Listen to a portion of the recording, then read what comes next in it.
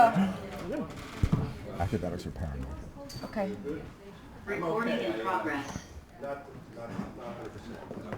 And then start presentation mode. And if you don't like it, just exit, yeah? We'll discuss. But, Okay. Okay, and I can just go, and how do I go back and forth? The arrows. Yeah. Yeah. Let me experiment. That was a really fast. Come on. I feel that I mastered it already. Yeah. Look at you. I had a friend.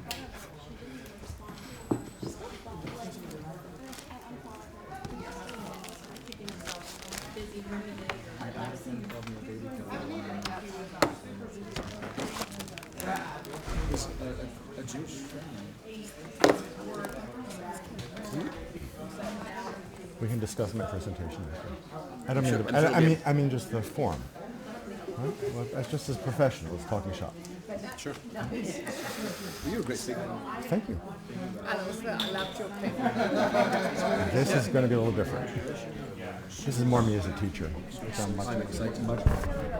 much more comfortable. So this is a microphone that people are using, Charles? Oh, this is just for the people. And then you need to give us an English lecture. Pardon? Then you need to give us a literature. If you, that is actually a possibility. Yay.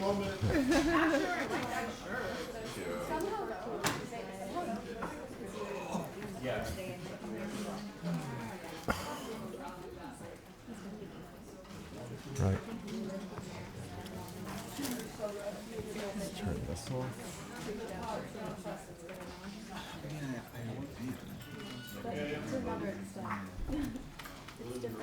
I'm all set. Okay, welcome back everybody. I think for me this is one of the most important lectures. We're honored to have William Kolbrener is here. He's from the Institute of Advanced Studies at Hebrew University in Jerusalem. And he's an expert on English Renaissance. Kolbrener has written books on Milton and Mary Estelle. He's also written Open-Minded Torah, of Irony, Fundamentalism, and Love, as well as The Last Rabbi, Joseph Soloveitchik, and Talmudic Tradition. His work in literature and the sacred, God, and reading in a time of pandemic is forthcoming. William is also involved in our project to follow the money, looking at some of the evolution of ideas and perceptions of Israel, Jews, and Zionism and scholarship. And it's an honor to have a brilliant scholar with us. Thank you so much, Charles, and thank you for the generous introduction. I don't know, I feel that really I personally owe an acknowledgement to Charles for bringing this together, because I think this forum, and you'll tell me if you can hear me, because I think this forum is very much needed, and needed as a kind of model where we really foreground pedagogy and the relationships that older generations will have to younger generations, and that we shouldn't be afraid of this idea of mentorship, because that's something that's kind of like off limits in the contemporary academy. But anyway, thank you, Charles. So today I'm going to be talking about intersectionality and the anti-Semitism curriculum, which is a title which I hope to explain during the course of the talk. I'm going to talk a lot today about collaboration, and this talk was really put together through the efforts of many, many people. And I want to acknowledge my colleague Daniel Feldman at Bar-Ilan, he's in the English department, and my colleague in the Netherlands, Yelde Young-Weissman, who is a curricular designer, and we've all been kind of working together on this project, and our hands are all in it. There are other people who are involved we'll get to soon. So where are we starting today? Just giving us a little bit of a roadmap, which I cannot promise I will not deviate from. The first is to talk about intersectionality without Jews. The metaphor of the intersectional has kind of taken over America, even though people will always say, well, it was really written in this context by this person. It has an entirely separate meaning from its original intention. So we'll be talking about the whole notion of diversity that somehow excludes the particularity of Jews. The origins of anti-Semitism in the Progressive Academy will provide a kind of short history. Then I really want to talk about possibilities for collaboration, talk about what me and my colleague did in our class, or do in our classrooms in Israel, and then maybe we'll see if we'll have time, we'll do some kind of experiments in the interdisciplinary together. So I mentioned just a moment ago my efforts, my collaboration with my my colleague, that's Daniel Feldman on the left. This is coming at the end of a semester that we took on Western civilization. I went to Columbia. There was a course at Columbia called Literary Humanities. It basically went from Homer to whatever. So whatever being Dante, let's say, right? So giving all of the classics, and we read this in the context of the Israeli classroom, and we tried to develop voices in relationship to those texts, always very conscious of the different voices in the books and the different voices between the books, which is really, really important, and our different voices. So I'll talk some more about that, but this is the end of the year where we go to the Israel Museum, which is really an extraordinary place for a museum in a third world country in the Middle East. This was like the highlight of the trip. We're in this room in the Israel Museum. The next time you go there, it's very cool. There is a synagogue from the 6th century, a mosque from the 6th century, and a church from the 6th century. And you just say to your students who are coming from all sorts of diverse backgrounds, Muslim, Christian, Jew, secular, Orthodox, that applies both to Muslim, Christian, to all of those categories, gay, straight, right? Multiple diverse identities. And we come together in this room and we think together, and this has much more impact, I think, to them than it will to you, because we spent 6 months together. We think together about our responsibility for being in the same place and giving each other responsibilities or giving each other the opportunity to tell our stories. I had a student, she said this this was like 4 or 5 years ago. And she said, the cliche, she added to the cliche. The cliche is, you should listen carefully to other people's stories. And Naomi said you should tell your story with kindness. Anybody want to suggest what that might mean? Yeah. Maybe not necessarily insinuating blame or... Well, for that, insinuating blame is a definitely no-no. Once you do that, you've taken away anybody's possibility for agency, right? And then it's just a fight. And fights are so boring. No, they are boring because they turn attention away from the work we have to do on ourselves. Yes, Christine? I think the key concept there is empathy. Because it's empathetic for you. Yeah, no, and what others might think about it or experience. So I think, right, so there is that notion of empathy. For me, there's really more, empathy is very, very hard. And if you go for empathy from the beginning, you're going to lose, right? In our classrooms, we start with, first thing, toleration, right? That's the baseline, right? Then, and this is the big step, respect, right? And that we're not getting close to empathy, right? And then what we hope to work towards is friendship. Are we all one giant family? We all have enough giant families, right?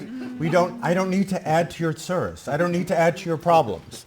Anyway, so this idea of listening to the stories of others, I think, when I tell my story of identity, do I leave room for you to tell your story? I have a bunch of graduate students now who I'm negotiating this issue with, in which one student spoke about her identity, forget which one it is, in a way that didn't leave room for others to tell their stories. And no matter how much you believe in your story, and you can believe it in as much as you want to, you can't do that in the public sphere. That you're not allowed to do, because that takes away the possibility of me telling my story.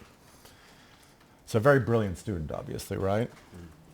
Okay, so now I want to talk about the history of progressive anti-Semitism, so of course I'm going to start in the 13th century cathedral.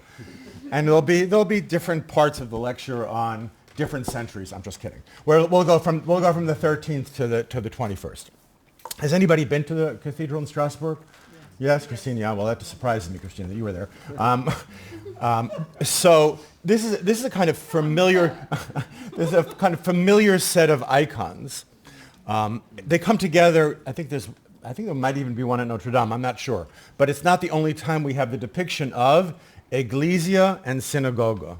So if you can see, right, you can see the full figures on the right and the left, and then the close-ups of the church, obviously, on the left with the cross, and Synagoga, the Jew, she is, well, let somebody read the picture for me. She's blind. Yeah, Ben, can you speak up so everybody can hear you? She's blind. because she is blind to the path of Christ. That's right. She's blind to the truth. Anybody else want to read some aspect of the picture? Yeah, you. What? My name's Deidre. Hi, Deidre. She's looking away willfully. Well, there might be some aspect. I think there's an aspect of shame, and that sense of really you have to see the Christian triumphalism. I appreciate the generosity. I had Giles Fraser, who I think is the only deacon in the Church of England to have an email account at The Guardian. I had him speak to my class about this. We spoke about this together, right? And I was emphasizing, well, they're still sisters. There still is some acknowledgement. And he was just horrified by the whole image, right? But interesting sociologically, right? If you look at the Yeah. Christian Yeah. icon and the way she's looking, Yeah. that is very telling. Okay, so we have to maybe the triumphalism of the look. What is now you have to look on the side panel. What is synagogue? What is she holding? A broken spear. Well, the spear is broken, so that must be that's the left side, right? The right side, though. And then the tablets. Tablet. Well, it's the book which is being held. The tablets, right? They are the tablets, right? But the tablets they're descending, right? So we see the ascension of the church and the descending of synagogue. So, I mean, anti-Semitism is fundamentally in Europe and Western culture Christian at its root. And it comes from really the anxiety of the Christian for the Jewish other. And this is what is, I think, the specificity of anti-Semitism, is that the Jew has always been the reminder, up until recently, of a Christian culture that their culture is not absolute. We are the reminder every day we are still here. Throughout Western history, there were attempts to bring the Jews back to England, attempts to say that the Jews themselves were going to be part of a messianic story. But primarily in this image, we have the downcast synagogue turning away, the Jewish particularity which is being excluded. And what Charles said yesterday, what did you say exactly? The anti-Semitism is the signal for fragmentation. Once Jews may start off as the privileged other, who we either include or disinclude. The Jew is the first person to be included in 17th century England, right? Once we include the Jew, we include everybody else. But once you start excluding the Jew, everybody else is going to go also. And that's what Charles has said. When there were periods of anti-Semitism, it was not fun for Christians to live in Europe, right? You want 5 years of absolutism? Go with the anti-Semitism. We really do have a responsibility as Jews and all the people here who are interested, for which we have to express our gratitude. We have to remember this is a grave mission, this idea of maintaining the idea of Jewish particularity, not only for our sake, but for the West. It really does come down to that. On the one hand, and I can see people maybe rolling their eyes and saying, wow, what is he smoking? But the rabbis have this principle, even though you can't finish the work, you still have the obligation to continue it. And somehow Jews are still here 2,000 years after that, which is pretty astonishing. So for me, the anti-Semitism is really a key to getting rid of anti-Semitism is a key to a democratic society. And any discussion of prejudice or racism or sexism or anything else has to come back also to anti-Semitism. I know I'm making a lot of big claims. We'll see how we do with them. Okay? So we were talking about at the very beginning exclusions in an apparently inclusive movement. So these are two events which are really just the tells, meaning in these events we can learn a lot about the culture which produces this. I don't know, and does anybody know what happened in 2017 at the Chicago Dyke March? Any of the young people? I count as young. Yes, you do count as young, Ben, yeah. The Dyke March was a celebration of same-sex relationships, specifically focusing on women, and Jewish women were told not to fly these kind of symbols that included the Magen David because it was offensive to others, but other communities were allowed to fly their symbols. So it was the exclusion of Jewish lesbians and bisexuals. This is really your strike zone. This is your right? different kinds of Jewish pride, and one kind of Jewish pride, is that the name of your book? Yeah. And one kind of Jewish pride is excluded, right? You want to come to this event, and we include everybody. We include everybody. More recently, the Philadelphia, if you want to eat a falafel, do not engage in cultural appropriation. Because if you eat falafel or hummus, who knows what acts of cultural appropriation you will be committing.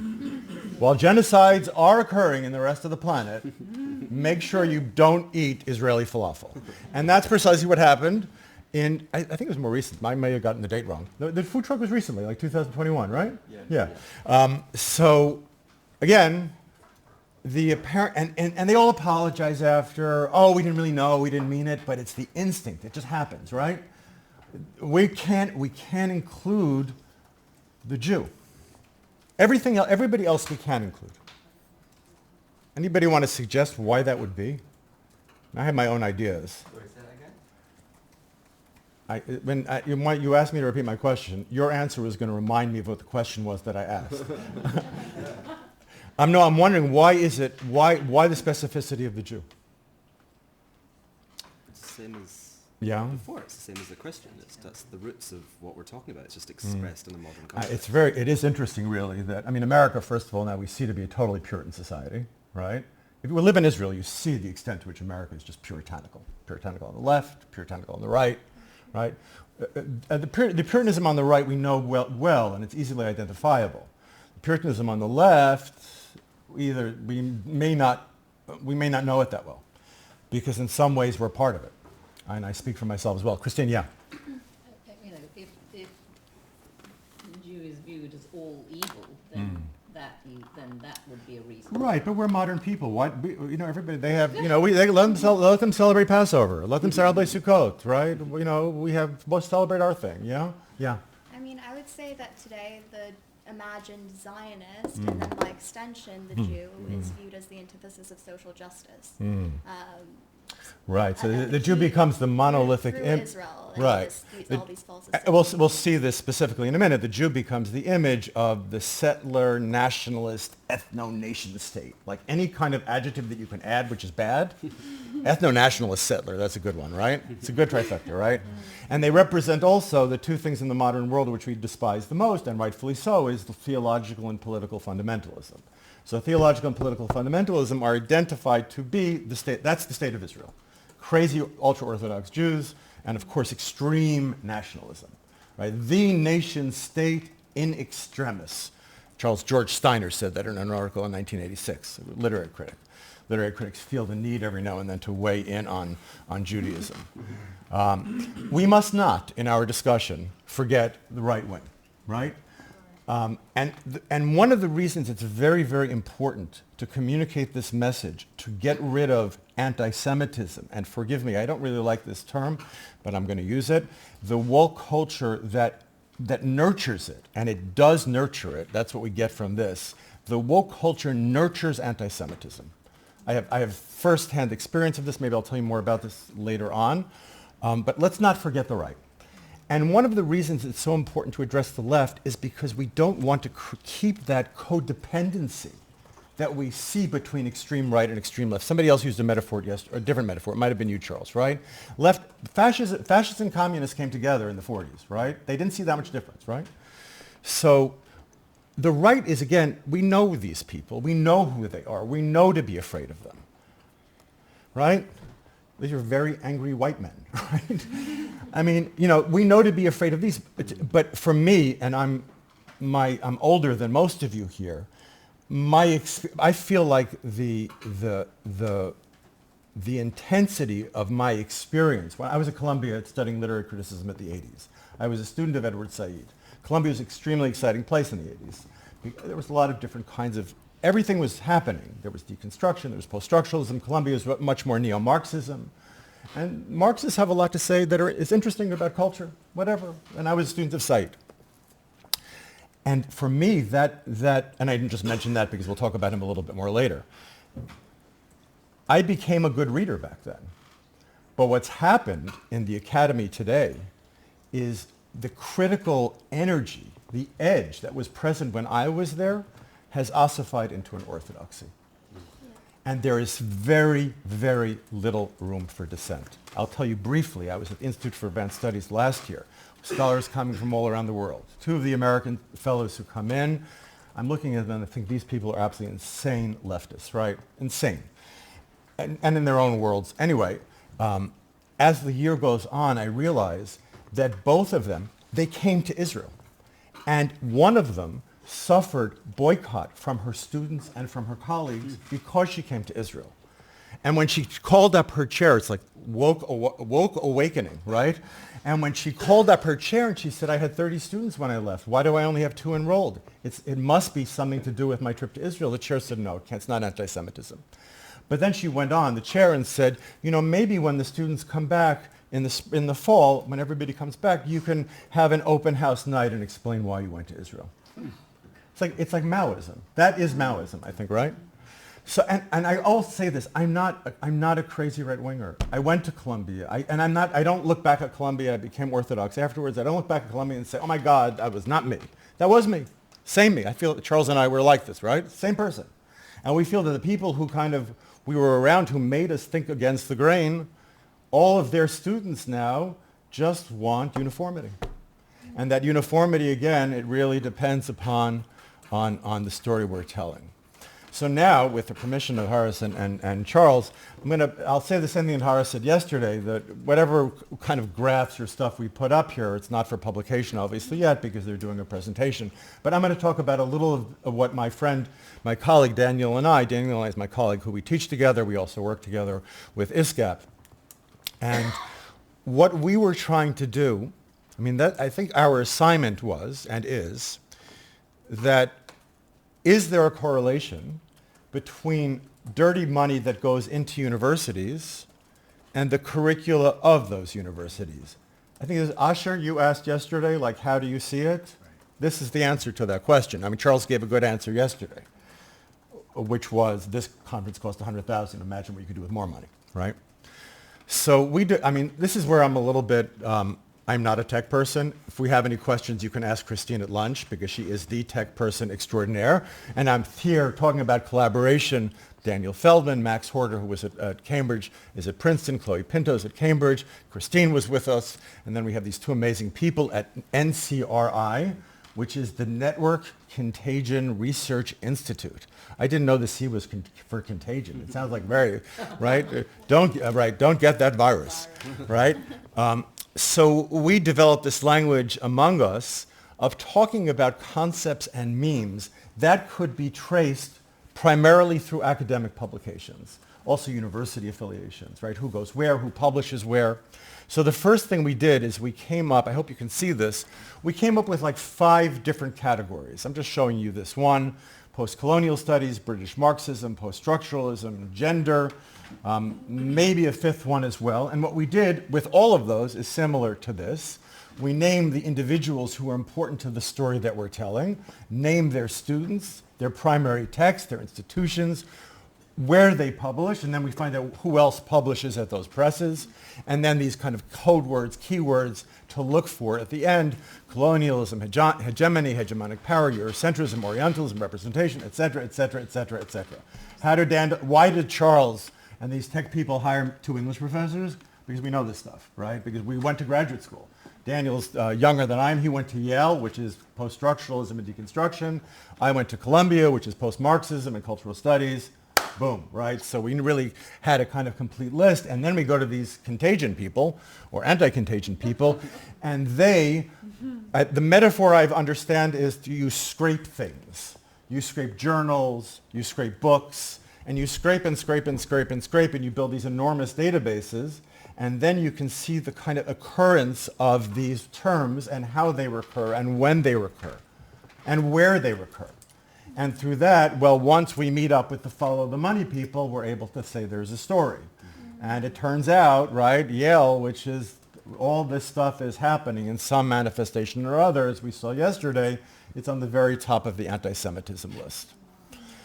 Here's just a little bit of how our method developed. The tech people came back to us and they said, are there any particular questions you can ask about this? And we specified, just look at number 3, what is the historical genealogy, etiology of anti-Semitism? Did it originate with Edward Said? I mean, it obviously didn't originate with Edward Said. It's a shorthand for, did the anti-Semitism in the Progressive Academy, to what extent is Edward Said important in that story? It turns out it's a story that we followed up on, which we'll look at together in a second. Then the tech people came back to us and asked us to give more discursive explanations of the various questions that we had.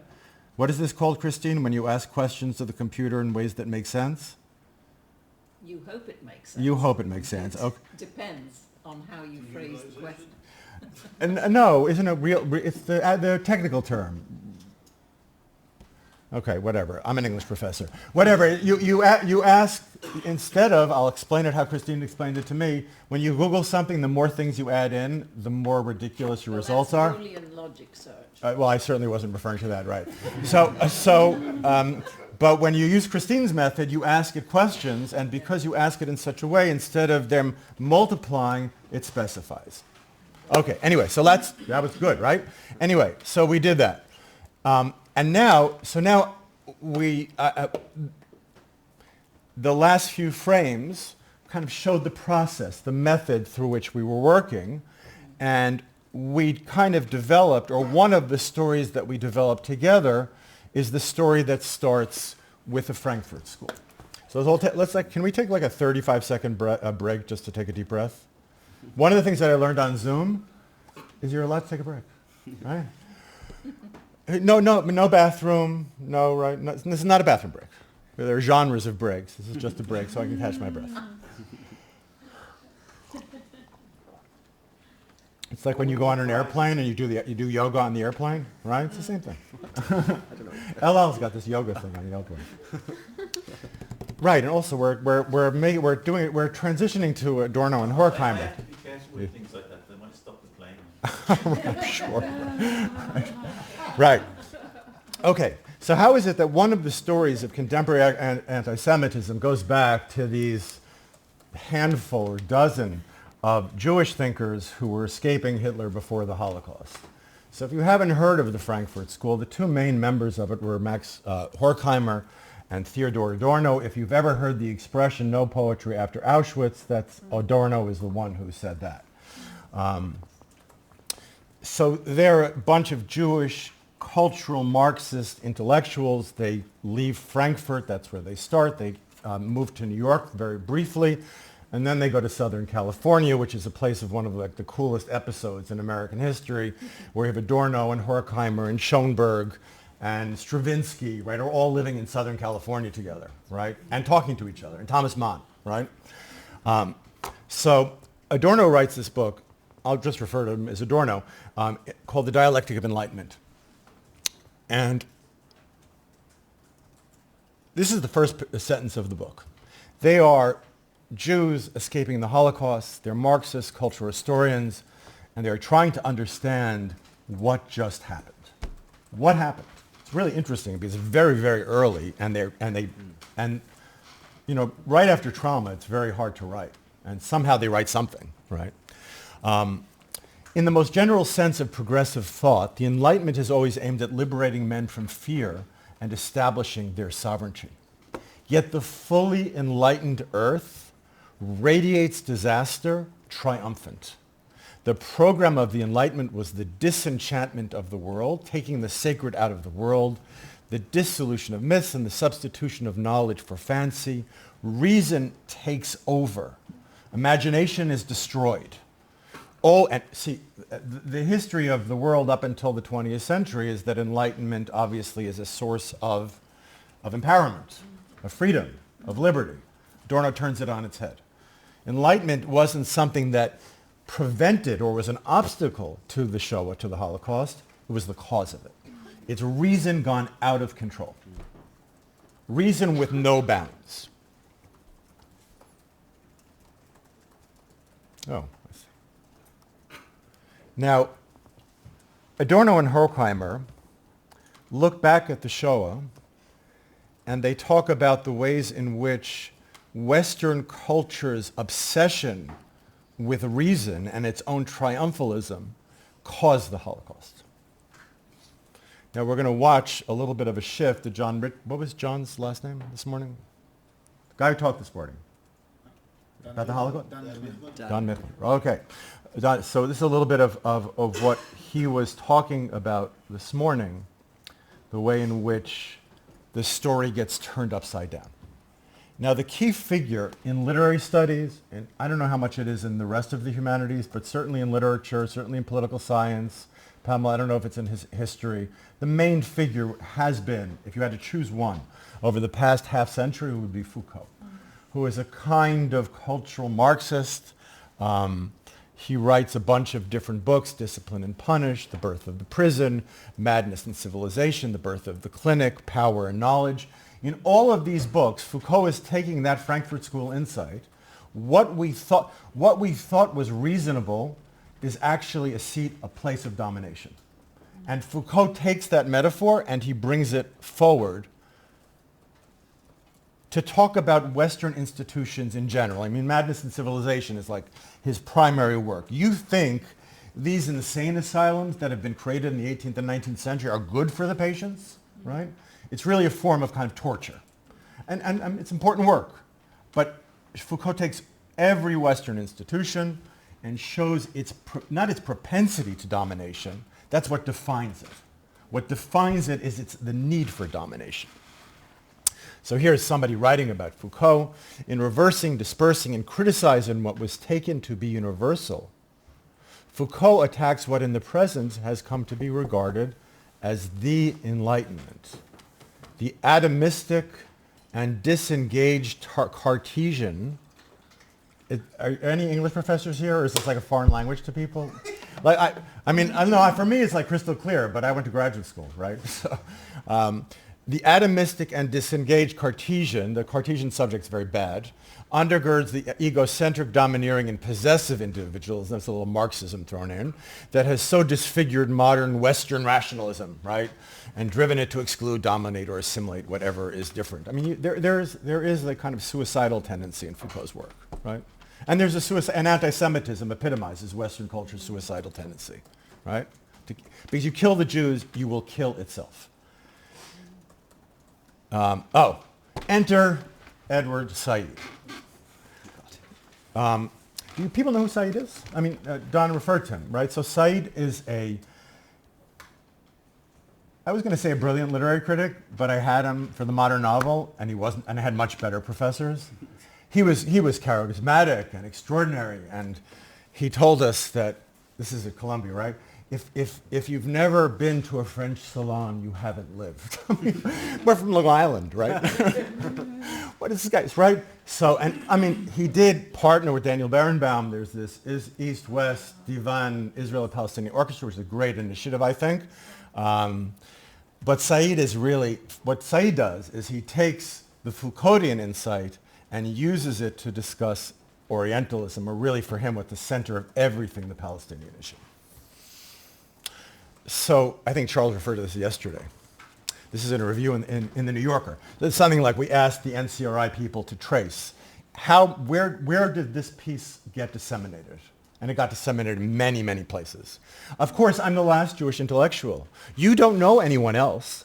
All your other Jewish intellectuals are now suburban squires. He's basically describing the class of Jews who parents survived the Holocaust and then went to law and medical school, like my parents, right? Those are the suburban squires. From Amos Oz to all, even Amos Oz, right?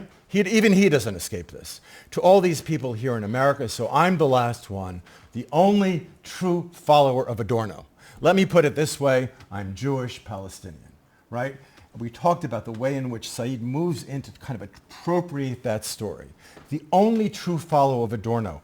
He's a brilliant man because his rhetoric is extraordinary, right? He is taking now the subject position of the Jewish intellectual who was fleeing the Holocaust and saying, I am the only remnant. Forget the Jews. They're all, right? He's at the French Salon, and it's true, my father was a country club. But the French Salon is much better than a country club in Long Island, right? That's a squire, right? And this is I think the longest quote we'll look at together. He's in a debate with Michael Walzer, who is a historian of the English Revolution in the 17th century, a real Jewish liberal, right? Jewish liberal. And he gets in a debate with Said. Said, of course, absolutely crushes him. Absolutely crushes him. He was also in a famous debate with Bernard Lewis, and no matter how great we think Bernard Lewis might have been, Said crushed him in the debate at Harvard as well. You just don't mess with him, because rhetorically he's so good. So Walzer, Said just reviewed his book. Then there's a back and forth. Walzer writes a book about how Judaism or the Jewish experience, or Israel, should be defined in terms of the Exodus narrative. I mean, to me, that sounds like bad hasbara. It sounds like bad Israeli, PR.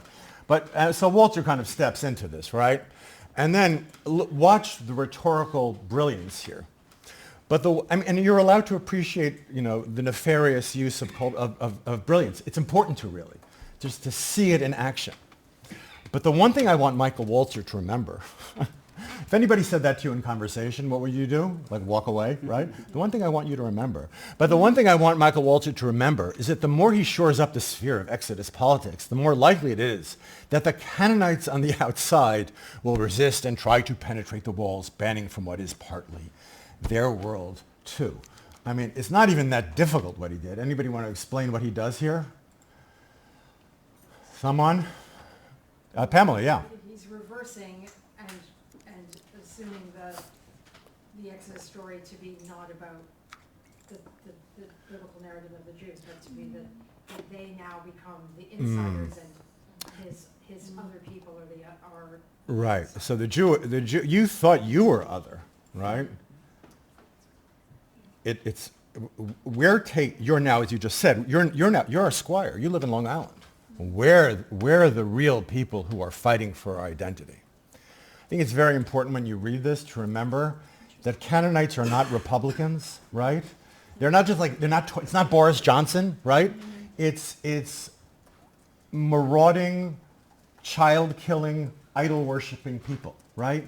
Are there anybody in the world, can you imagine anybody in the world who you just could not hang out with? Canaanites. I'm just thinking, like, would you want to, would you like to hang out with Putin? Would that be like, let's have lunch together, right? I mean, there's just some people who are out of the discussion. And that's really what's happening in the biblical narrative. There is somebody who's outside of the discussion. Yeah. The strength of the Canaanite, that is the exile position, is that being defeated and outside, you can perhaps more, it's just such BS here. You can perhaps more easily feel compassion, more easily call injustice, more easily speak directly and plainly of all oppression. So he is not only the Jew, he is the universal Jew. We can identify suffering for everybody. Said he becomes the father of Middle Eastern Studies departments in America. What is a Middle Eastern Studies department? A place that studies the Middle East. And I'm sure this is a place that following the money will lead to these places, obviously, is that they became really places in which the Palestinian narrative was promulgated without any question whatsoever. And when Charles talks all about scholarship, what he means is, don't just tell one side of the story because you're invested in it. And tell your story with kindness, which means letting other stories exist. And that does not happen in Middle Eastern Studies departments. It does not happen in English departments. Said is the most influential. I think some people would say Derrida, if you remember, he was the origin of deconstruction, but who even knows what deconstruction is anymore aside from a metaphor, right? Said, he politicizes the academy, especially at Columbia, and everything becomes a footnote, whether people around him can see it or not, to Palestine. It's always it's like Linda Saussure at the Women's March, and the very last, her peroration at the end is about Palestine. So how do we get here, right? How do we get here?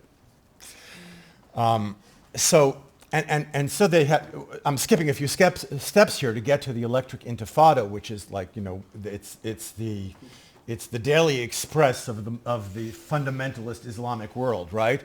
In this case, the University of Illinois shows us how the neoliberal university allies itself with Zionism as a settler colonial project. And somehow we really do get from Said's taking up this appropriation of this Jewish position. And once he does that, he flips the narrative on its head throughout the departments that I just mentioned. So, for example, when I was at the Institute of Advanced Studies this year, and I met scholars on Zoom mostly, from all over the world, everybody who spoke, I mean, I'll give you one example. We had a conference at the end, and one of the women who had come to be a fellow was now in the presence of all of her advisors who came for the conference.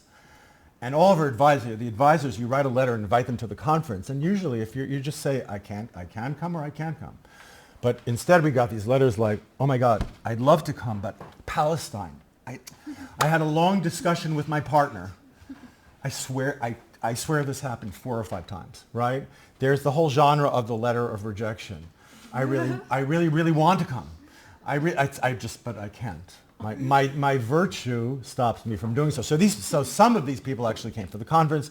One explained that he would only shop at Palestinian merchants, which shows such ignorance about what Israel is like, because the lives of Palestinian Arabs and Palestinian Jews and Israeli Jews overlap in ways that cannot possibly be separated. Just, again, the American bubble. So she starts off her talk on Hamlet, and what is a talk about Hamlet without mentioning the Israeli expropriation of Palestinian lands? And I wish I was joking. I wish I was joking, but this actually happened, because there's such pressure on these. You actually came here, so you have to virtue signal your way back into the university, and that's being internalized across the board by Jewish professors and Jewish students. Okay, here we get to another graph. And this might have the category. This might be top secret, I think, here, because here we really are showing the results of some of the things that we did. Critical Inquiry is a major journal in literary studies. Was when I was in graduate school, still is today. And we charted out, or the network people charted out, the ways in which the Jew was represented in issues of critical inquiry from 74 to 2016. So if you just see the blue one is the Jew is a white person. The red one, the green one is he's a white oppressor. The red one is the Jew is the settler. So again, we spoke in the beginning about this scraping of texts. So they scraped critical inquiry, which is a relatively small amount of text, and they charted the way in which the Jew is represented from 1974 to 2020. Now, nothing really starts happening until the inflection point, whatever, 1996, where things start to really go up. And we see that the Jew is first and foremost seen now through the eyes of Zionism. He's a settler. Earlier, he's the oppressor. And earlier, he's simply white. So we want to talk, Asher, again, your question. How does it manifest itself? Manifests itself here. Now, if you want to publish in a scholarly journal, you pretty much have to toe the line. Now, I'm not saying you have to be an anti-Semite, but the requirements of scholarly journals are so specific now, and if you don't speak their language, and any graduate student here, before you submit something to a journal, make sure you're writing the way they want you to write. I wrote two, and when I was writing lots of articles, I wrote one, and the historical journal said, take out all that theoretical language. And the theoretical journal said, take out all that historical language, right? So it's really, you have to be savvy. Here's another one. This is Critical Inquiry 1974 to 2016. Who is a victim? Oh, talking ISGAP is not me. Can we, let me just get rid of that. You're just saying just do something now, right? Just click and drag. Thank you. So now the question was not related to how do we describe the Jew, but how do we describe the victim? I don't know precisely how these questions were asked, but there we see the inflection point is 2001, and both African Americans and Palestinians go way up.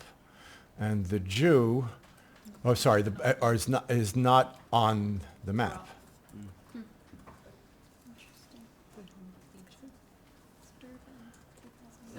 So these are, again, and whatever the reality is, it's important to emphasize these are representations. But what Dan was saying earlier about discourse, representations create reality. And that's what you talk about a lot, right? Representations make reality. Yes, in the back. Can you read the lines, because I don't understand what the blue one. The blue one is the blue. Okay, who is a victim? The blue one is for African Americans. The red one is for Arabs, and the green is for Palestinians. No women. Believe me, they can do women. They can do women. They can do. You just put in the variables. They have a lot of computers. And there is just increased anti-Semitism, anti-Semitic bias on campus. Jews are more likely, this is from a study by I.L. Feinberg, Jews are more likely to be the victims of hate crimes at colleges and universities than other minority groups, and are more likely to suffer bias incidents on campus than in any other locations. Has anybody here ever flown to Israel? Yes. Right, or flown here? When you fly here, there's always like three guys with like Navy SEALs standing outside the El Al terminal, right? And if you're fly to Israel, you're just like, oh yeah, that's what we do. But no other airlines have that, right? It's just when the Jews come into your port, you have to protect them with heavily armed people. And that's not any place else in the world. And we just are like, oh yeah. What's the mental process? Yeah, people hate us. You know what I mean? It's been that way for a long time, right? Part of the illusion, I think, of some young people is that the Holocaust was like a hiccup. Things were great, and then the Holocaust, right? When there's a terrorist attack in Jerusalem, our grandparents would not be surprised that the Jew was a victim, but they would be surprised like hell that there was a Jewish police force, a Jewish hospital, all of these things because for them, and whatever your position is on like issues about what Israel Independence Day represents, if my grandparents knew my grandkids are going to Jewish schools in Jerusalem, they would have said Messiah came, right? I just make that point to say things were really, really bad throughout Western history, right? So it's not just a hiccup. And what made people of my generation, I think, feel very, very complacent is that we believed America was a place that would have a special relationship to the Jews. And they did. My parents, they rode that wave. Jewish success in America. Extraordinary thing. But it's not like that anymore. Right? It's different now. And we see students being harassed on campus. Furthermore, the presence of Students for Justice in Palestine group on campus in Israel Apartheid Week events at a university dramatically increased the number of anti-Semitic bias reports submitted. Big surprise, right? If you suddenly call Israel the worst thing you could call a nation state, right? Apartheid, right? It's all there's going to be like a Muslim welcoming for Jewish people, right? Or I shouldn't specify, a campus welcoming to Jewish people. Right? Again, pointing the finger at Jews, and they are the one particularity that cannot be tolerated, and as a result of that, my sister's kids in America are getting threatened. And what sometimes happens, and I think this is another tragedy, I have lots of nieces and nephews, and some of them just become completely progressive and woke, and they push off their Jewish identity. Again, Bensbrook, right? Because and it's the problem of Jewish identity, and this is why we need people like you.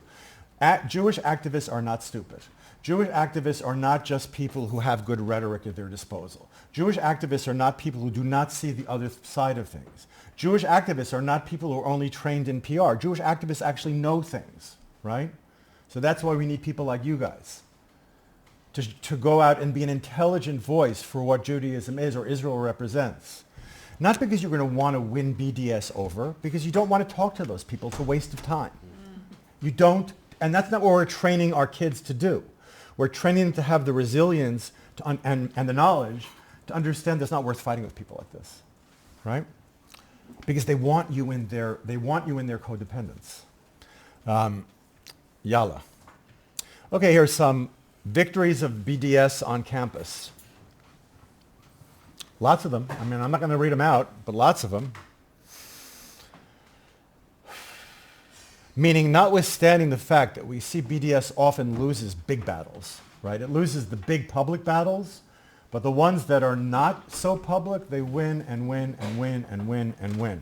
And again, it's that culture that I see in my nieces and nephews, and then also by extension in my sister, right? And that's even more troubling, that you have people who come from a good Jewish liberal past, and they are falling into a progressive attitude that excludes themselves. It's nuts, right? Okay, let's take another. Do we have? We have.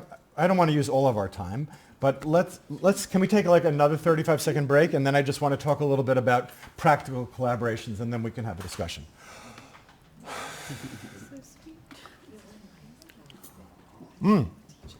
It also gives me the opportunity to put up this incredible picture of Charlton Harris, right? So we're nostalgic for Cambridge. How long? It was so long ago. It was a week and a half ago, right? Yeah. So this was the cool. If you didn't see this on your local television station, then you really must complain to the PR department of ISGAP, because this was major news. This was major news, right? We had this very cool guy from the Emirates. We had no security at the conference, which still baffles me, but he brought 4 people, right? It was weird, right? So what's he worried about? But it really was, and Rami was there as well, really speaking about the implications of what this meant. And there are people who will poo-poo it and say it's not that big a deal. But the numbers were brought up at the conference of the billions of dollars in collaborations that are being shared between the UAE and Israel and Bahrain and other places. It's like there's always going to be people who say, oh, it's not doing anything, right? It's not doing anything. It's doing a lot. So I'm wondering a little bit about, collaboration. Why am I wondering about collaboration? I'm thinking about the ways in which some of what we're talking about today can be integrated into a normal classroom. Because I don't know if this has come up, but I cannot imagine a lot of deans or university rectors saying we need another course on anti-Semitism, right? So I'm thinking of ways that some of the things that we said today can be integrated into any course where we find commonalities in what we're doing. You know, have anybody ever team teach here? Yes. Yeah. You know, if you're working well, it's cool, right? Yeah. Because automatically it brings in a certain kind of multivocality. There are different voices, there are different cultures. I did this with a class in Amsterdam. It was weird because I'm coming from Israel, which is Bar-Ilan, very religious, Muslim and Jewish, and then going to this European classroom in Amsterdam with completely secular, right? And seeing the way that different voices interact and seeing people's presuppositions and assumptions writ large when they face up to somebody else. So when we did this class on, I'll tell you a little bit about what I did in my Western literature course. And some people would say, oh God, those old white men again. And okay, I hear that. I mean, I believe that the canon should be expanded. I wrote a book on an 18th century feminist. I'm not, again, coming from a perspective which says, I'm not Ben Shapiro. God forbid, right? Right? And the Western canon does not represent any values. Doesn't. It represents ways of thinking and reading. And all of these texts do that. And they all negotiate questions of identity. For example, I'll give you 2 examples. One is, I'm sure you all in your college curriculum read Virgil and Homer. I'm sure none of you have. Have anybody read Virgil and Homer? Oh my God, right? All the old people. And you, right? I'd like to get the book myself. So Homer is the first great poet, writes about the Trojan War, writes about Odysseus. Homer is the Greek poet. Virgil is the Latin poet. Virgil is thinking, if I want to get the patronage of my patron, who happened to be Augustus, I better write a poem that he likes. But furthermore, I'm going to write a poem which is going to show the superiority of the Roman to the Greek. So in one example, in the Odyssey, among other names, Odysseus is strategic Odysseus. In the Aeneid, Virgil's version of the same story, really, he's the criminal Odysseus. So that's just one kind of tell, the ways in which Virgil will claim that Roman culture is superior to Greek culture because of its emphasis on law, because of its emphasis on piety. Virgil calls Aeneas pius Aeneas, which kind of means devoted to a mission. Now that's an interesting formation of identity, because Virgil is doing it at the expense of Homer. Right? It is a definition of identity through opposition and rejection. I mean, Virgil also reveres Homer, so it's complicated, right? Now another example, and the strongest example, is Paul reading the Jews. And there we see Christian identity. The reason I say Paul is really the point man for developing contemporary notions of Christianity, extrapolating ideas from the Gospels and spreading them in the letters that he wrote. It's really in Paul that we see the radical opposition between spirit and letter, the radical opposition between the Jew as dead and the spirit as giving life. Romans 7 is really the place to look for that. I mean, it's in its most extreme form. And this is another, and I of course acknowledge the church has changed. This is the most extreme form of creating identity through erasure and rejection. And that's the Christian hang-up for centuries, right? Is we got to do something with this Jew, right? Neither one of those means of self-identification are available to us anymore. Can't do that anymore, right? That's liberalism. In the 20th century, people got tired of liberalism. We want to be communists. We're idealists. We want to be fascists. We're idealists of some sort. They really were idealists, right? Liberalism is bourgeois. It's flabby. We don't want that, right? It has a very, very, very weak public sphere. Yes, that is true. But the thing about a liberal society is I cannot tell my story in such a way that you cannot tell yours. That's my classroom, right? I hope that will be your classroom. You cannot tell the story in such a way that excludes other people. We come in with diversity, and what we try to end up with is some sense of belonging.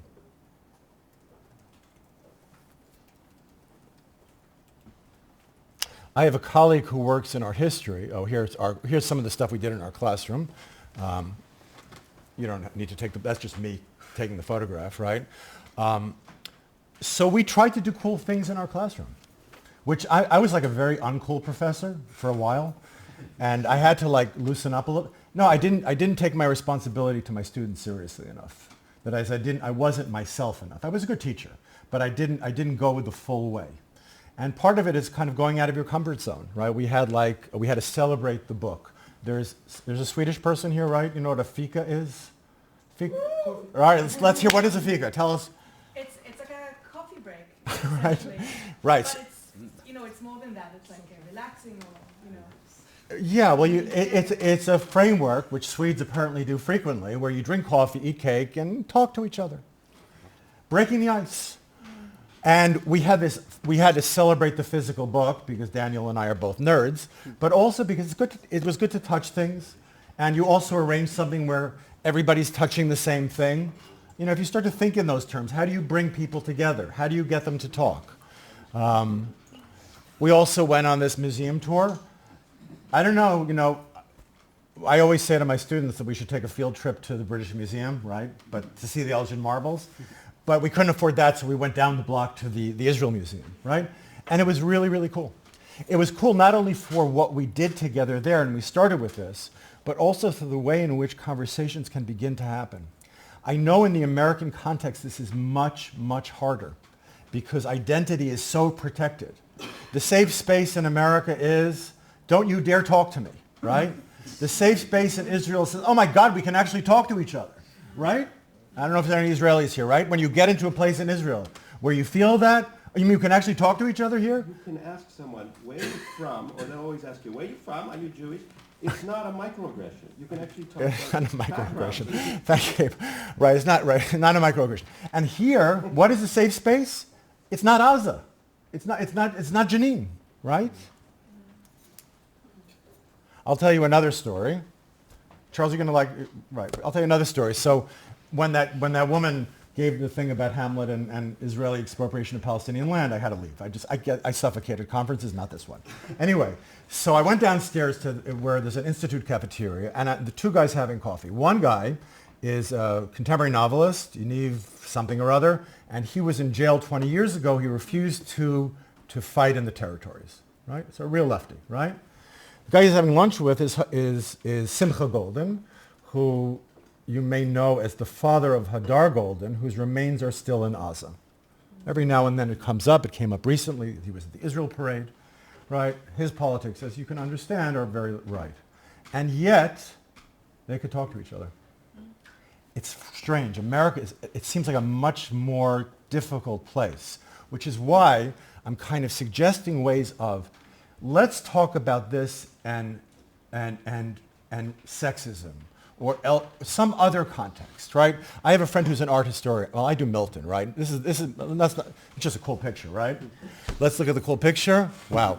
Let's now skip Milton, right? Starting Paradise Lost in the last 10 minutes of a talk, probably not the best idea, right? So goodbye, Milton. But we do have, oh no, we do have Rembrandt. And I want people to look carefully at this picture. We'll end with this, I think. This is a multimedia presentation. Let's just do both ways. We actually have a residual technology. Paper. A handout. Do you guys even know what a handout is? You're okay? People are traumatized here? Yes. I'm having a media anxiety attack.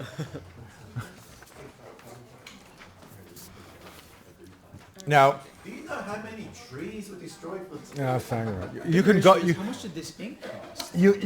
What? Was it used? You can go to Dresden and you can crazy glue your hand to the window, right? It's in Dresden, I think, of all places. Okay, so this is a painting of anybody.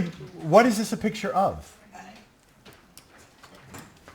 Oh, come on, Jewish studies people. Come on, Bible lovers. Oh my God. Are there some Bible lovers here? Because at Bar-Ilan, there's always some kid who went to Jewish day school. There's always somebody, right? Like 20 of them, right?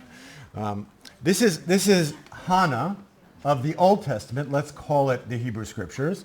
Hannah instructing her son, Samuel, who will be the kind of prophet for David, teaching him how to read. This is the fun part, right? It's an activity, okay?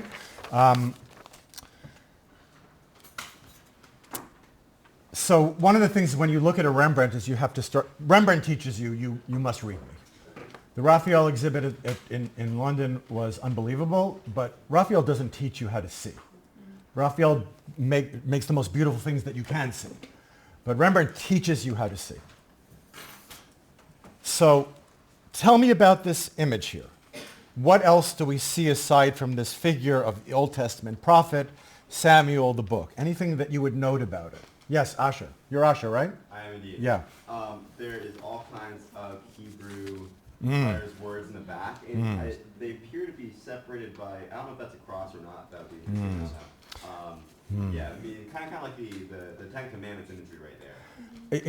Actually, I like the way you put it, because it's like a signifying overload here, right? Because it's so first of all, it's the two tablets, as Asher points out, the presence of the Hebrew. There's Hebrew in many paintings by Rembrandt, and then there's the Christological very clearly at the back. What is that snake?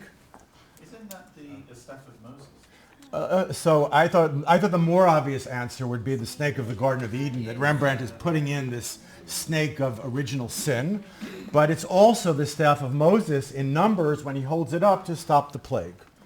So again, it's like there is this interpretive overload. In the right, on the right corner, there's like this Greek image, that kind of Greek, or maybe it's an angel. The thing about Rembrandt, and you should always remember this when you go see Rembrandt's, if you think you see it, it's there, right? He makes you see things in so many ways. And the thing about a Rembrandt is that when you think you see the painting, you're not seeing the painting. If you think you know me, you don't know me. Same principle. Rembrandt wants that principle to be extrapolated. Don't have such confidence about knowing the world. Rembrandt he's Shakespeare. He's Shakespeare in paint, right? Now, there's a lot more here, but what do you make of the representation? Now, Rembrandt, like many painters, especially in Holland, are taking Old Testament stories and they're updating them. There's a word in Hebrew for that, which is called midrash, right? Midrash technically is the way in which Old Testament stories from the Hebrew scriptures, are read by the rabbis. The rabbis fill in the lacunae. The lacunae are the gaps, right? So many places where the story's not clear, especially like in Genesis. You ask Jewish kids in Israel, is the fact that Abram went into an idol shop and broke all the idols, is that in the Bible itself, or is that a midrash? They don't know, most of them, because the midrash has become like so much part of the story. If you remain like that for your whole life, that's not good, right? A child is allowed to do that. So this is Rembrandt's version of midrash. He actually lived very close to Menashe ben Israel. He painted was the greatest rabbi of his time. Rembrandt was holding. He knew what was going on. Anyway, so what do you make of this representation of Hannah and Samuel? They're European. Pardon? They're white European. They're white. You're Deidre? I'm Deidre. Yeah. So I am one of those Jewish studies people. So what struck me about this is because when I think about Hannah, I think about Hannah as being the quintessential example of prayer in rabbinic thought, that she's praying for a child. She's promising her child to God if she gets a child. And she's accused of drunkenness, right? And I look at this woman, and she's ancient. She's looks like a grandmother, not a mother, and she's looking away in a thoughtful. Right. She's clearly in some kind of transcendent phase. Rembrandt has another picture of Hannah reading. You should look at that. It's not clear if it's Hannah of the Old Testament, Anna of the New Testament, Anna his mother. Of course, it's Rembrandt. It's all of those things. But you're really right to point out here this kind of she's like almost transformed. She's almost otherworldly. Also, the white is kind of pulling her up, right? She's in the picture, but not so much in the picture. And she's not engaged with the child who she prayed for so fervently. Okay, right. And also, what about her fingers on the book? What is she doing there? Well, she's tracing the lines of the... Wait, so the book is closed. Yeah, what else? Tracing the lines of text. Okay, okay. It's left to right. What about her left hand? Is she blind? I don't know. Is she blind? It's like Braille. That's really what Deidre was saying, that she seems so otherworldly. Maybe she could also seem blind. What about her left hand? Holding a place? Yeah. She's marking a place. This is Rembrandt. This is like Rembrandt is the first liberal with Locke, right? Around the same time. The Jew, this is a Christian story, right? Any Christian looking at this painting sees the Christian aspect of the story.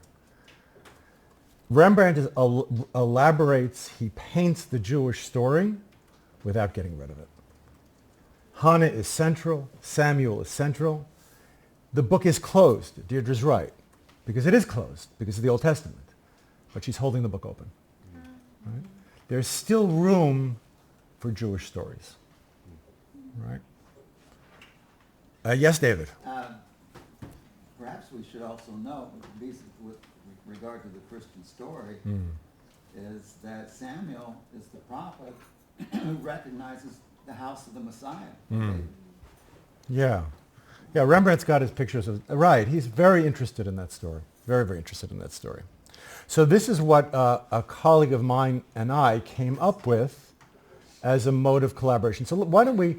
I'm curious, before maybe questions, if maybe you could, for like 2 or 3 minutes, talk to the person sitting next to you and maybe share what you... I know this is like a really embarrassing part. Just take a deep breath, Asher. You're going to be great at this, No, right? I love it. I'm so excited. And what would be your dream team teaching opportunity? And how could you think a way, and I know this is on one foot, as we say in Hebrew, and how, I'm just saying, this is about curricular development. Like, what's your dream curricular design? What would your dream, collaboration be? So I'm going to just, this is like on Passover when the father steps out and you steal the afikomen. I'm just going to go outside for a minute or two and then I'll come back. Do not steal my computer. Yeah, I don't know who they are. No, for sure. I don't know who they are. No, I mean, it could be Ellie. I don't know. Maybe it's Christian. I don't know. Eugenics class.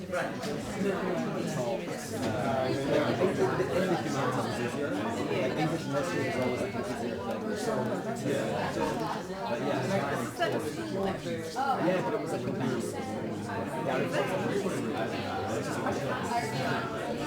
but it was like a very product. That's all I could see. That's why I'm not even all this I know. So like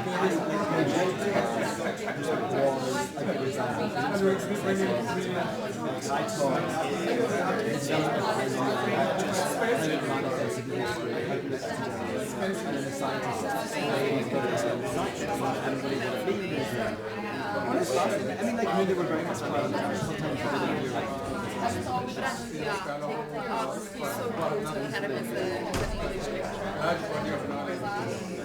wish you were my English lecturer. Yeah, me too. Thank you.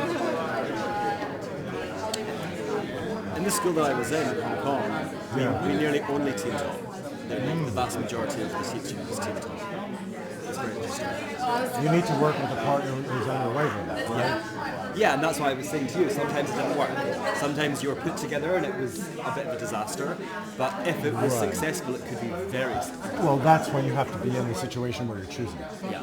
Because you know, like, I mean, this colleague of mine, this just came so naturally to me. I taught a class on the representation of women in pop culture with a film professor, and it was amazing. It was funny, like I had also like on one course we had, I can't remember what, I think it could have been Keats, like poetry. We had one lecturer that just wanted to do like a purely aesthetic reading, and the other lecturer wanted to do like a political, social. And they were teamed together? Yeah. Did they get along? No. They hated each other. And that's also because sometimes the students can tell. Yeah, no, because they always used to talk about each other in the class. That is so pathetic. That's bad practice, pathetic. right? That is real academics doing stuff that you would not get away with in any other work. Yeah. 100%. Well, they were literally like diametrically opposed. But if they could have found a way to come together to show the different readings and interpretations, that could be very interesting. Yeah, so... I worked with scientists a couple of times and it was a disaster. Like, we taught classes and like this hasn't worked. Oh, I wanted to ask you to take pictures of me. I was going to ask you to take pictures of me. Do you want me to? Maybe while I'm talking, right? No. I'm going to talk. Okay, I'll get ready. Do you teach like a specific reading of works, or do you like when you teach? Yeah, I'm not really asking what you're asking. No, I mean like when you like go, I don't know, doing like a novel or something. Yeah, I do not. I teach mostly. I do something really insane. I need to know what's happening during the period. I work on Milton. So Milton is, you have to know time. I think it's theologically, politically, you just have to know a lot. Miltonists tend to know a lot. So, but I do that to figure out what he's trying to say. Now that, some people would say that that's a very retrogressive way of looking at things and that you can't possibly get at what somebody's trying to say, but you can try. And trying is not bad. And you can get pretty, and you can approximate it. It may turn out that he means things that are very complicated to say. Yeah. It usually turns out that way. Yeah. Because you have all these new schools of thought. I'm aware of them. Yes, I look at it. Okay, people. Hello. Hello. We're all waiting for lunch. So now Asher, you have to share. Yeah, I have to share now. Yeah, go for it. So we talked a little bit about intersectionality. You mentioned intersectionality before. I'd love to talk to you more about it. Yeah. It's obviously a very bad thing sometimes. Also be a very good thing sometimes. And I think this painting epitomizes intersectionality that is good, where a Christian is telling a Christian story, but also indicating that there's a Jewish story within the Christian story, and there's all kinds of cool stuff about that. And then we talked about how a teaching opportunity that we think is really cool and compelling would be one with someone from the other side. Maybe that'd be an Arab Muslim or someone who has seen the other side of things. Yeah, Harry, what do you say? Yeah, I mean, look, contrary to my style, and I look like a French intellectual artist, I know nothing about art, I'm extremely uncultured. But I would say that what I think needs to happen, and I've said this many times, is that it's just a question of exposure. I think there is a serious lack of exposure to alternative points of view in our classrooms, in our institutions. And How is that responding to Asher? Because I'm complimenting what he's saying. Yeah. Whilst I agree, because he's saying that there should be ideas which alternative points of view are expressed in classrooms, but I would object to any attempts to remove things from the curriculum which we wouldn't like. I think it's a question. Yeah. So yeah, I think we're not having that discussion now. I think the possible problem, Asher, is you have to start slow, right? Whatever you do is through indirection, right? And we were talking about ways in which the anti-Semitism story is so important to understanding any kinds of bias, any kinds of prejudice. So we definitely want to bring it, part of the interdisciplinary urge is so we can tell that story as well. And in order to do that, you really have to create a classroom where people are not defensive, right? That is what we learned at Bar-Ilan. The instructor has to have a sense of irony. And as much as I may believe something, it doesn't matter what I believe in class, right? It doesn't matter because I don't have to do that. I want to allow people to express themselves in such a way that other people can. Don't go for the prize fight at the very beginning. Start slowly. There's a Hebrew expression, lo b'shamayim. It's not in heaven, right? You start on the ground. Yes, in the back, yeah. You're going to share with us? Yes. Yeah. Also that I think that it's very important is to talk about facts. What's a fact?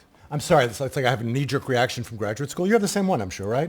No, facts, I also believe in facts. You have to say, because but you're entitled to have, everybody is entitled to have their opinions and build their narratives, but there are some things like facts. Pamela, what would people in your union say about that? What would they say? Tell her what they would say. Well, They would say that facts are socially constructed, which is not untrue, but they would say that, and they would say it in such a way as to make the whole discussion seem irrelevant, right? After that, aren't you embarrassed? You believe in facts, right? Yeah, I know it's a bad word, right? Right. No, so the way, and I'm not thinking on one foot, but we have to be creative about taking back language and making it make sense for us, and not talking so much about facts, but when I tell my story, it has to be one that is not based upon, which is, I don't know, verifiable? I don't know. I mean, or I don't know. You guys tell me. How about another curricular innovation?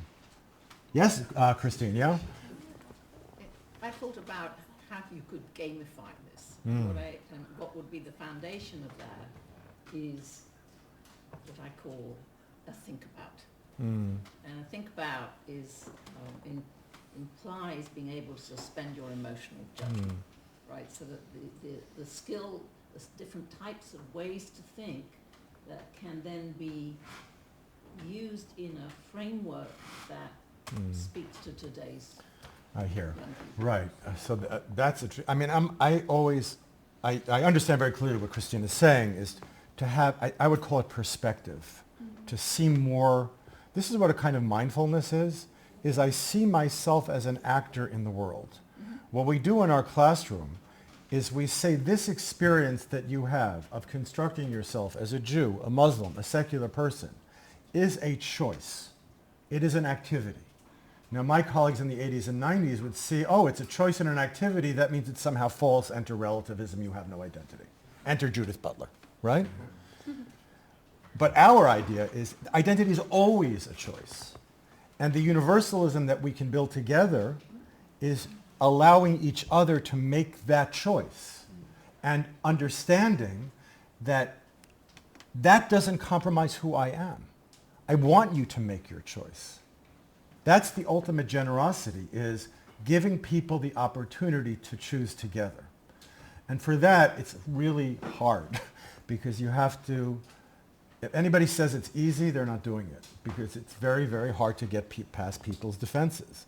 And one of the good things about coming here is being able to step back and see various perspectives. And there is that necessity of emotional distance, although I think in order to know something is to love something, and to love it is to know it. So don't forget that ever. Yeah. Yeah. Question. Yeah. Isn't identity, or expressing identity, an exercise of power? You have to have the ability to exercise power to define yourself. And just to throw something in, it's interesting. So Jews are being, especially in the United States, have been increasingly labeled white, as we've proven our work. And we're being defined. So the response to that, in some of the papers we've had in the last, in Cambridge and here in Oxford, is some of the scholars are saying, well, look, there's Ethiopian Jews, there's Yemenite Jews, there's African Jews, we're not white. But interestingly, the facts is that the Jews that are now being constructed as white were the greatest victims of racism in all the Jewish diaspora communities and perhaps of all the people in the Western, in the world, the Holocaust. So identity is being imposed and it obfuscates, distorts the reality. Right, and this is where, so then the question would be is what is that reality? And that's where you should, everything is constructed, but you need the right languages to find out who you are. So you have to read stuff. You have to read Ben's book when it comes out or whatever, right? About books that will give you the ability to speak about yourself. That's why reading sacred texts is so important. Not just because they're out there and they're sacred, because they allow you to speak and construct who you are. You have a whole set of languages to do that. I really recommend it. I have all my friends from Roslyn, where I grew up. They're all like retired lawyers, doctors, Hollywood producers, but they have nothing to talk about. Really, have nothing to talk about because they never spent the time learning the languages that allow them to understand certain kinds of basic issues. Anybody who has training in the clergy knows this, right? Because you learn those languages. And part of teaching is giving those languages to other people. Yeah, Deidre. So Pamela and I think anyone else in the room are actually planning to teach this new course on anti-Semitism. And we come from the disciplines of history and religious studies. And she's not Jewish, I am. And so we already have like that going on. But I've got to tell you, in the climate of my campus, where I know most of my students will not be Jewish and will have very much internalized a critique of Israel that is anti-Semitic. That's terrible. I want to create the classroom you've described. I love the language you're using of kindness and stories. Do you have any concrete advice for us? We're going to get it in that classroom. And we're going to get someone talking about killing Palestinian babies. And yes, I can do that kindness narrative. But No, that's a narrative that excludes you. It silences you. It does. But do you have any other tools in your toolbox for us? Because gosh, we're going to have a lot That's of what we're going to build a network of teachers who are talking about these kinds of issues, about bringing presence and responsibility back into the classroom. And anti-Semitism is a huge part of that. Yeah. Hi, so I've taught twice a class called something like Modernity and Minorities or Modernity and Exclusion. This is in Peru. And I majored in philosophy as an undergrad and then I got my PhD in sociology. But I got my master's at Hebrew University in Jewish studies. So Okay. yeah. You got a lot of things going on there, right? Yeah, and my colleague is an expert in the history of sexuality, and she got her PhD in history at State University of New York at Stony Brook. So she lived in New York, and she's a Catholic Peruvian who actually is like an honorary Jew, right? So, but this is from a post-colonial setting in Latin America. It's different from the American or North American campus.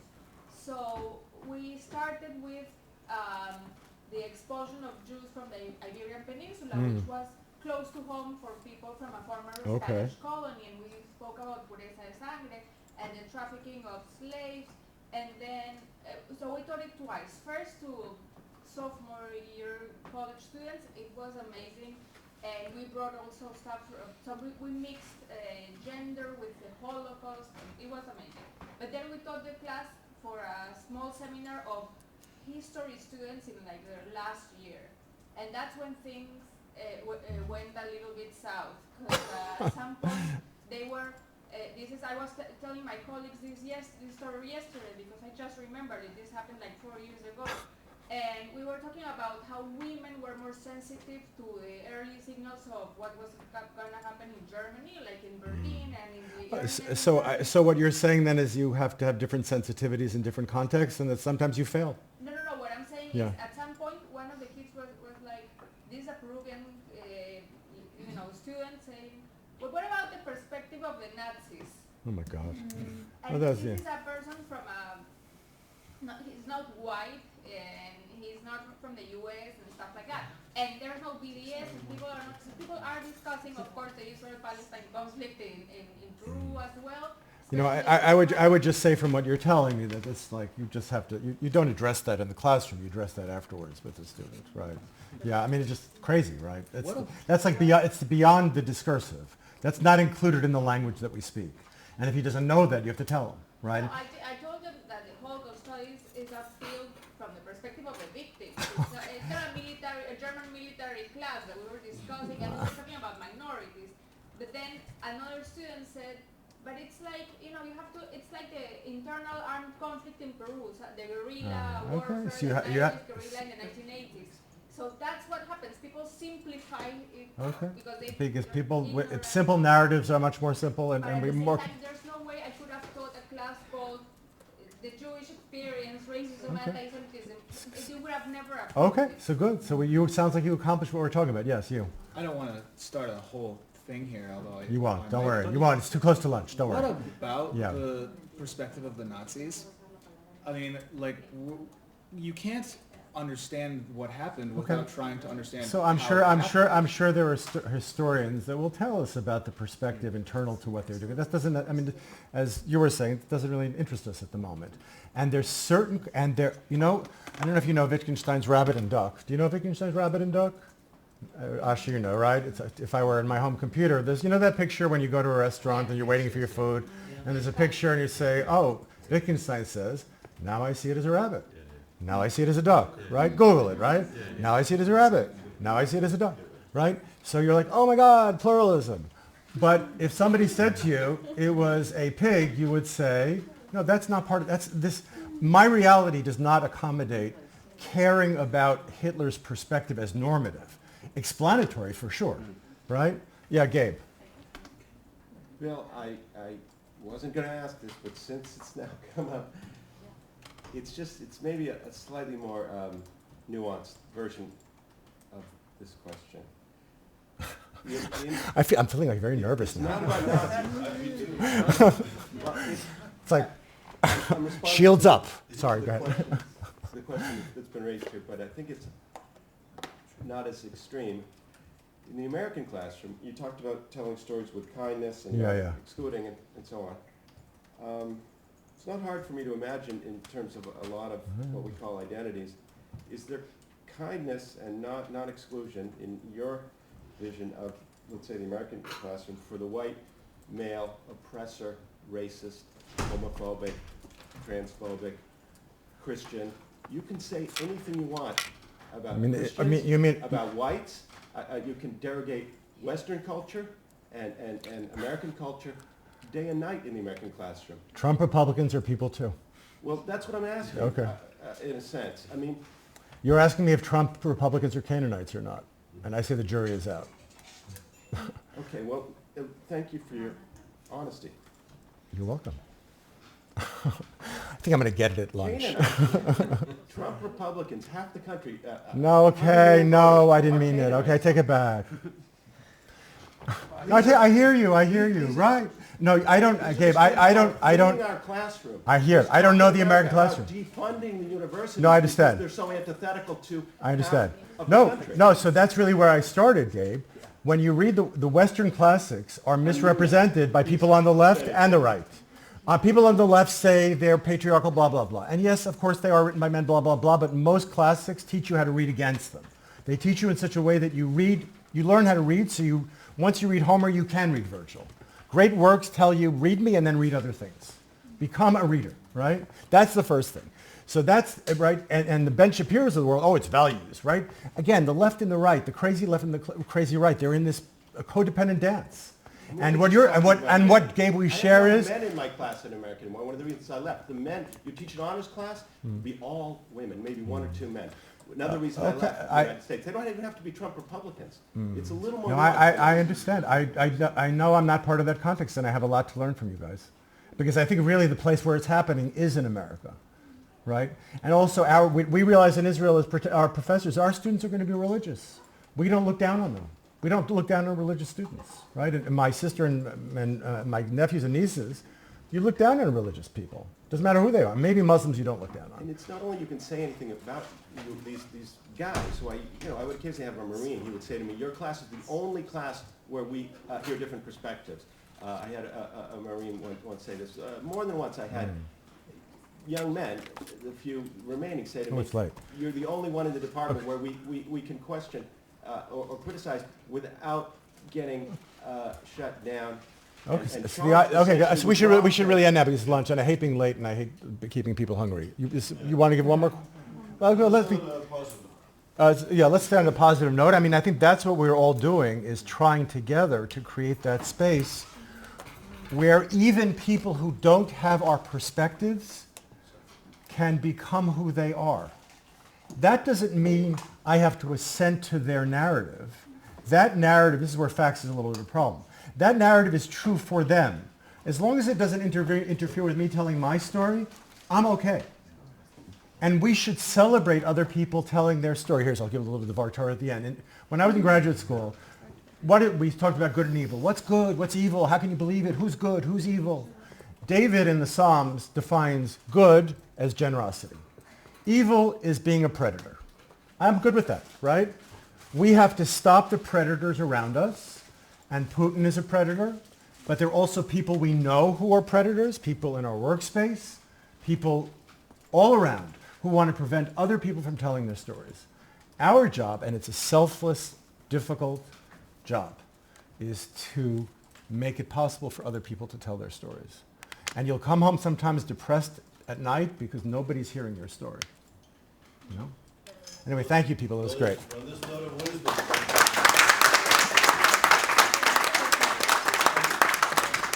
I just want to say your work is brilliant. It's grounded. Thank you, Charles. And it's an honor that you've taken that grounded, deep knowledge and applied it to our Follow the Money project. Thank you, Charles. Very important dimension. So lunch is served. Please come back at 2:30.